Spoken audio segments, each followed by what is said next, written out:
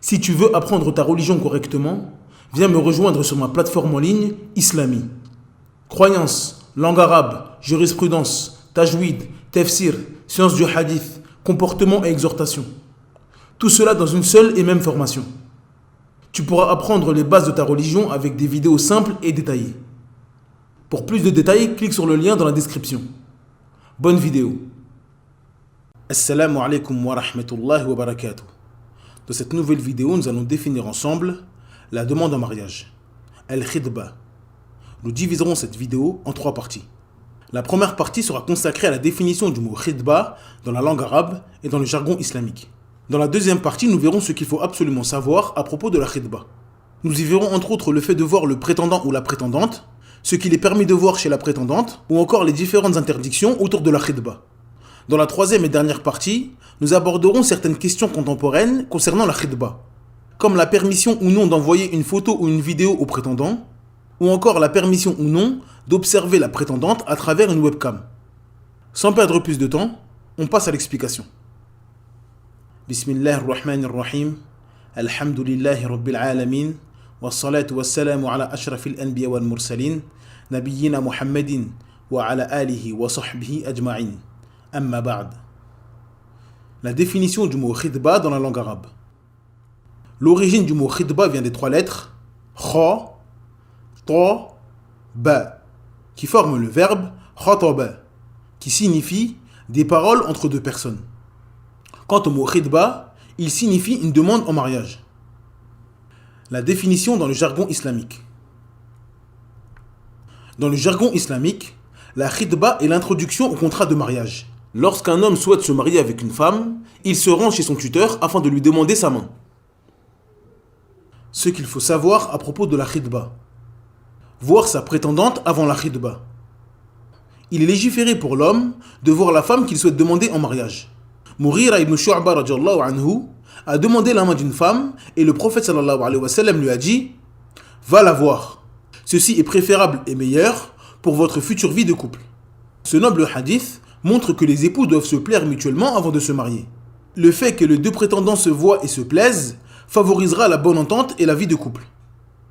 Les 2 façons de voir sa prétendante. Il existe 2 manières légiférées pour l'homme de voir la femme qu'il souhaite épouser. La première consiste à la regarder avec sa permission et celle de son tuteur, sans être isolés tous les 2. Mughira ibn Shu'ba radiyallahu anhu a dit « J'ai informé le prophète sallallahu alayhi wa sallam que j'avais demandé une femme en mariage. Il me dit « Va la voir. Ceci est préférable et meilleur pour votre future vie de couple. » Je me suis donc rendu chez une femme appartenant au Ansar et j'ai demandé sa main à ses parents. Je les ai informés de la parole du prophète concernant le fait de voir leur fille. Ceci ne leur a pas plu. La fille avait entendu la conversation derrière son rideau et a dit « Si le prophète t'a ordonné de regarder, alors regarde. Mais si ce n'est pas le cas, je te demande de ne pas le faire. » Comme si elle trouvait ceci immense et grave. Je l'ai regardée, puis je me suis marié avec elle. La deuxième manière consiste à regarder la femme sans qu'elle soit au courant. Cela consiste à regarder et à observer sans qu'elle le sache. Le prétendant peut par exemple la regarder dans la rue ou par la fenêtre de chez lui. D'après Jabir ibn Abdillah radiyallahu anhuma, le prophète sallallahu alayhi wa sallam a dit « Si l'un d'entre vous demande une femme en mariage et qu'il a la possibilité de voir ce qui le pousserait à se marier avec elle, qu'il le fasse. » Jabir ajouta « J'ai demandé en mariage une jeune fille. Je me cachais pour l'observer jusqu'à ce que je vis ce qui me poussa à me marier avec elle. Puis je me suis marié avec elle. » À travers ces hadiths, la majorité des savants voient qu'il est permis à l'homme d'observer la femme avec ou sans sa permission. Cependant, il doit faire cela avec précaution et bienséance. Il ne doit pas espionner la femme en pleine nuit ou dans des endroits où elle pourrait être dévêtue comme la salle de bain ou les toilettes. Certains savants ont dit que l'observer sans qu'elle le sache est meilleur, afin de ne pas la vexer ou la blesser.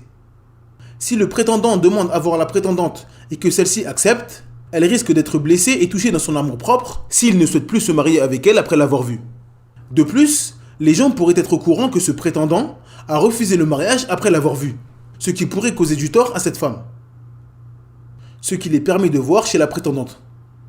La khidba permet l'exception de certains jugements généraux. Il est permis pour celui qui souhaite sincèrement le mariage avec une femme de la regarder et l'observer. Il est permis pour un homme de regarder et d'observer une femme étrangère uniquement s'il souhaite sincèrement la khidba. Il n'est pas permis à un homme hésitant à propos du mariage de regarder une ou des femmes, Celui qui ne sait pas s'il veut se marier ou non n'a pas à dire « je vais regarder une ou plusieurs femmes, peut-être que l'envie me viendra ». Ou encore « peut-être que je tomberai sur une femme qui me donnera envie de me marier ». La permission de regarder et observer une femme concerne celui qui souhaite se marier et qui sait avec qui il veut se marier.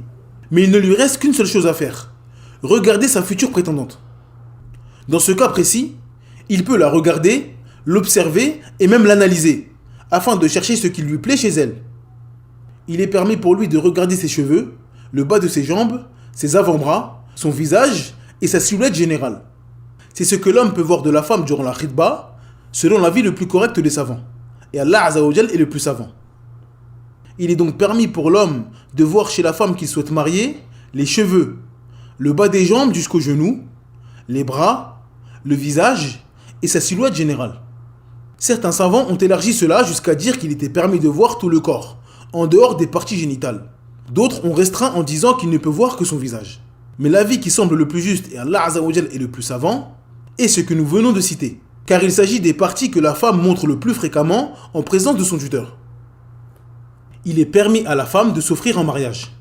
Si la femme voit un bon comportement chez un homme et qu'elle souhaite se marier avec lui, il n'y a aucun mal à ce qu'elle demande à son tuteur de lui proposer le mariage, comme l'a fait la mère des croyants Khadija radhiyallahu anha avec le prophète sallallahu alayhi wa sallam. Ceci est en aucun cas rabaissant pour la femme et ne diminue en rien sa religion.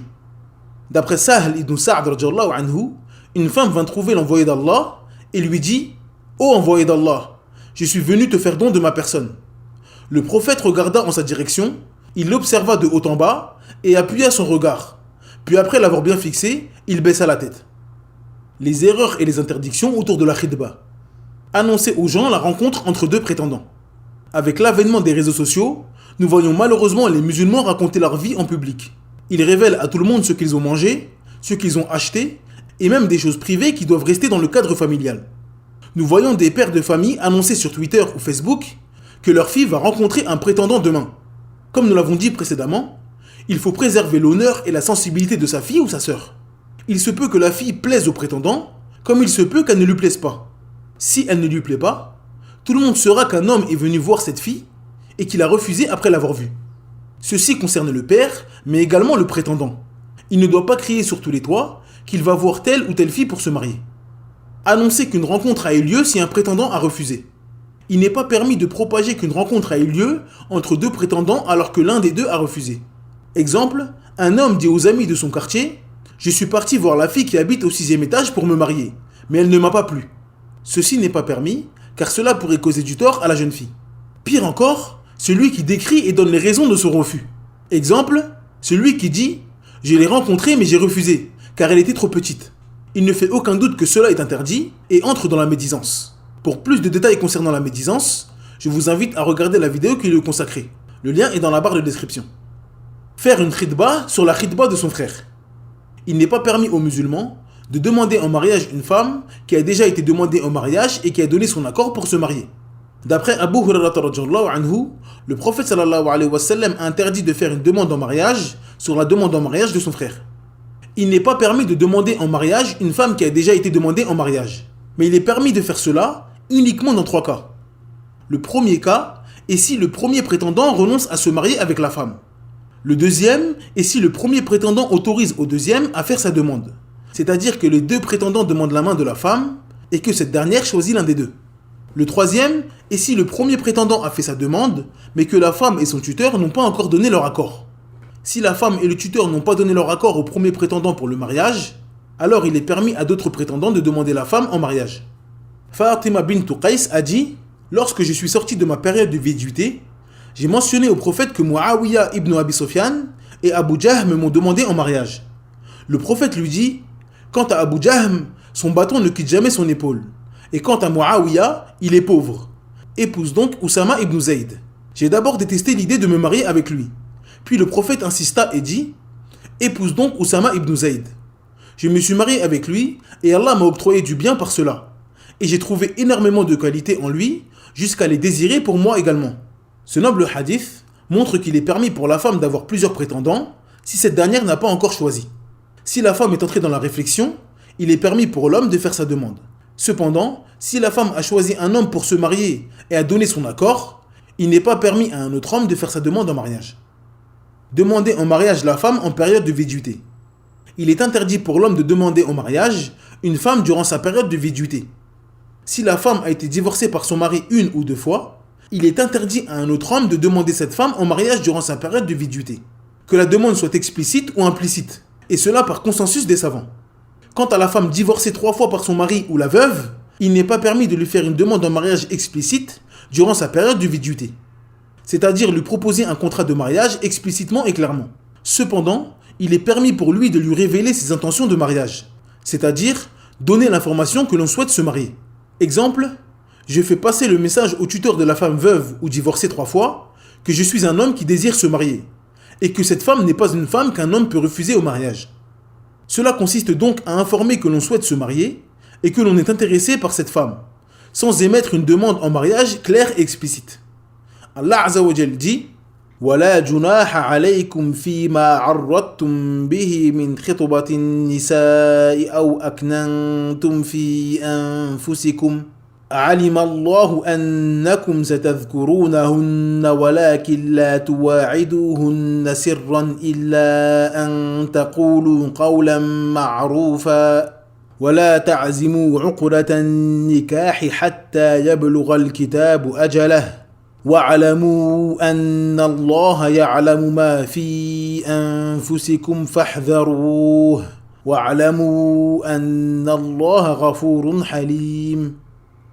Dans la sourate 2 au verset 235 d'après la traduction approximative, Allah Azza wa Jal dit « Et on ne vous reprochera pas de faire aux femmes allusion à une proposition de mariage ou d'en garder secrète l'intention. Allah sait que vous allez songer à ces femmes, mais ne leur promettez rien secrètement, sauf à leur dire des paroles convenables. Et ne vous décidez au contrat de mariage qu'à l'expiration du délai prescrit. Et sachez qu'Allah sait ce qu'il y a dans vos âmes. Prenez donc garde à lui. Et sachez aussi qu'Allah est pardonneur et plein de mansuétude. » La femme que l'on demande en mariage est comme toutes les autres femmes étrangères. Chez certains musulmans, la khidba est appelée fiançailles. Malheureusement, cette appellation a trompé beaucoup de musulmans. Celui qui demande une femme en mariage doit avoir en tête qu'il s'agit toujours d'une femme étrangère, comme toutes les autres femmes étrangères. Il est donc interdit pour lui d'être seul avec elle dans une pièce. Au contraire, leur isolement est plus dangereux encore, car ils sont tous les deux dans l'optique du mariage et que la famille de la femme sera moins vigilante et moins stricte à l'encontre de l'homme. Donc, les portes de l'illicite seront beaucoup plus faciles à franchir. Il est également interdit pour eux de sortir ensemble dans la rue ou dans des endroits tels qu'un restaurant ou autre, au même titre qu'il est interdit de faire cela avec une femme étrangère. Nous constatons malheureusement de nos jours au sein de la communauté un laxisme de la part des musulmans concernant ce chapitre. Et cela engendre d'immenses problèmes au sein de la communauté. Nous voyons de jeunes gens tomber dans la fornication, des jeunes filles tomber enceintes et certaines avorter de peur que leurs parents l'apprennent. Nous voyons également des jeunes filles se fâcher et ne plus parler à leurs parents car elles sont tombées amoureuses d'un garçon que leur père refuse de marier. Et tout cela parce que les deux jeunes prétendants se parlaient et se voyaient en cachette. Il faut donc que les parents musulmans craignent Allah Azza wa Jal dans leurs enfants. Une demande en mariage ne rend pas licite l'isolement entre le garçon et la fille, ni les conversations intimes et privées. Les prétendants doivent également craindre Allah Azza wa Jal. Nous sommes certes malheureusement dans une époque où le mariage est difficile pour beaucoup de raisons. Mais il faut avoir en tête que le musulman et la musulmane cherchent à se marier pour satisfaire Allah Azza wa Jal et accomplir sa religion correctement. Il ne faut donc pas bâtir cela sur du haram. La volonté du mariage ne rend pas tout licite. Il n'est pas permis de discuter avec un homme ou une femme, sortir au restaurant ou dans un parc. La femme que l'on souhaite épouser a exactement le même statut que la femme étrangère, tant que le contrat de mariage n'a pas été acté. Question contemporaine concernant la khidba. Avant de répondre à ces questions, le musulman doit avoir en tête une règle très importante en islam. Il est impératif de maîtriser cette règle pour ne pas tomber dans l'illicite concernant le mariage et dans beaucoup d'autres chapitres de la religion.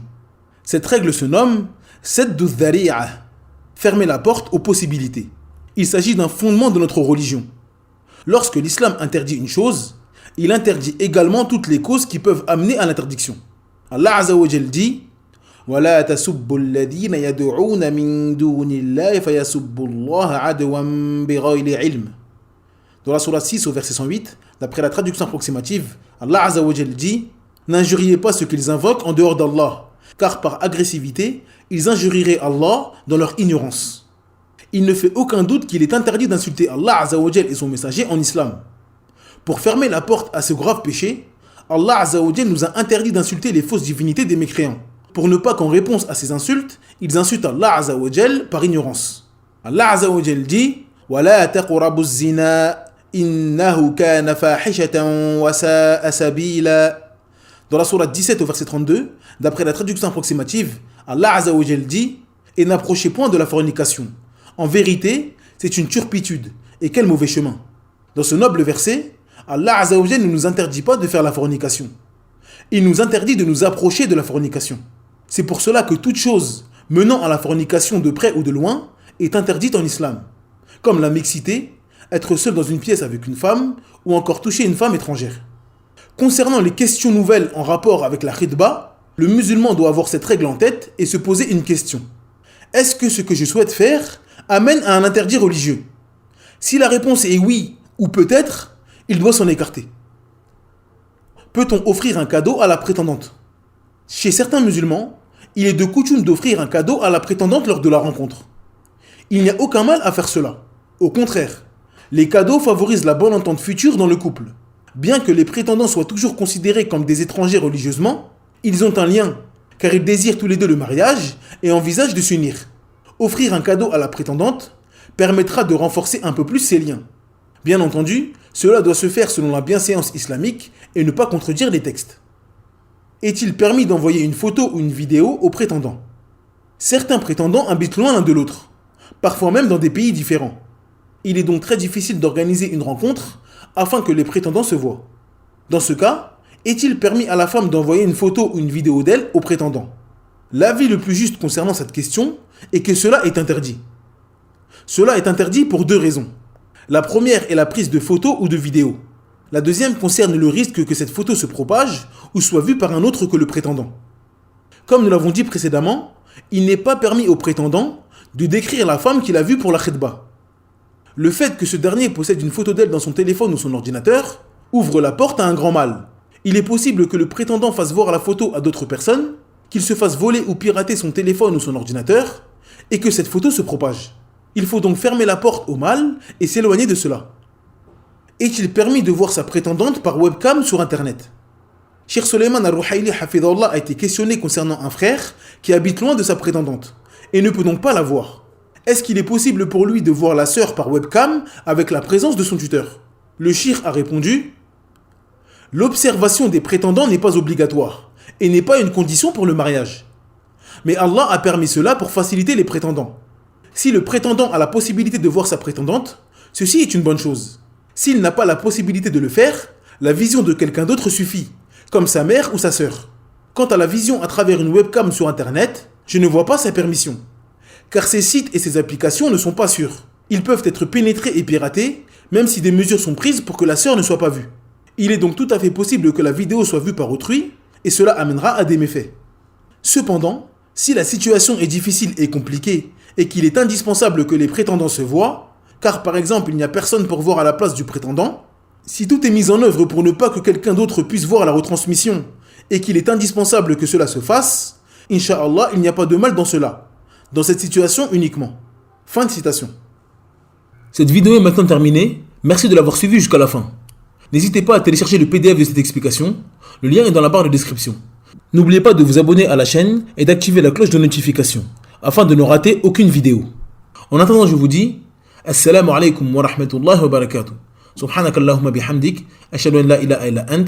Astaghfiruka wa atubu ilayk.